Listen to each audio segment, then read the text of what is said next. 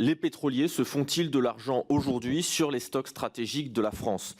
Puisque, et vous l'avez rappelé, la SAGES a la capacité de renouveler ses stocks dans des périodes où le cours du pétrole est bas et de fait de les libérer dans les moments de crise avec des sessions où le cours du pétrole est haut. Et c'est comme cela que vous avez justifié tout à l'heure le fait qu'en 2022, 2023, 2024, il y a une augmentation sensible et des bénéfices et des dividendes distribués. C'est 3 000 € par action en 2022, 4 000 en 2023, 6 000 en 2024 après la crise ukrainienne. La première chose, c'est donc que le ministre Lecornu, expliquant qu'il n'y avait pas de bénéfices faits à la SAGES, a donné le ministre Lescure, a donné une fausse information. Vous en avez ajouté une seconde lorsque vous dites qu'il y a très peu de stocks stratégiques qui ont été libérés, contrairement à ce qu'affirmait le gouvernement, et que cela n'a eu aucun impact sur les prix. Mais alors, à qui cela profite ? Les actionnaires, vous l'avez dit tout à l'heure, ce sont les grands pétroliers, et je le rappelle ici, Total représente 30% de l'actionnariat. Mais vous dites,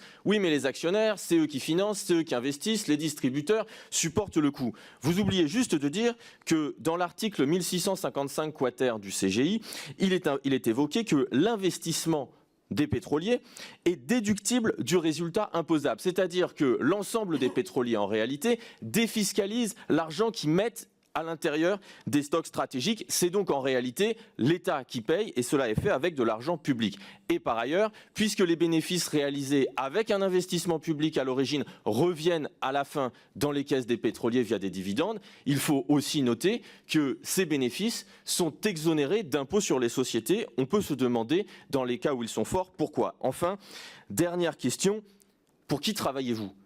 Pour qui travaillez-vous, Monsieur le Président, Directeur Général ? Parce que si je lis bien le rapport d'activité, vous êtes encore aujourd'hui salarié de l'entreprise Total, dont vous êtes en détachement, comme l'était votre prédécesseur. Votre salaire à Total, si je le comprends bien, a été maintenu et est simplement refacturé désormais à la SAGES. Votre prédécesseur, c'était 650 000 € en 2024. Où est l'intérêt général dans le fonctionnement de la SAGES ?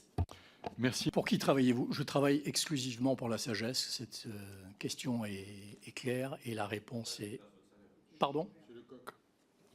Allez-y, Monsieur le Président. Je travaille exclusivement pour la SAGES. Mais j'ai été proposé... Oui, je suis salarié Total. Mais c'est une gestion administrative et c'est un détachement. Et il y a une convention réglementée qui est connue du conseil d'administration et c'est parfaitement transparent au sein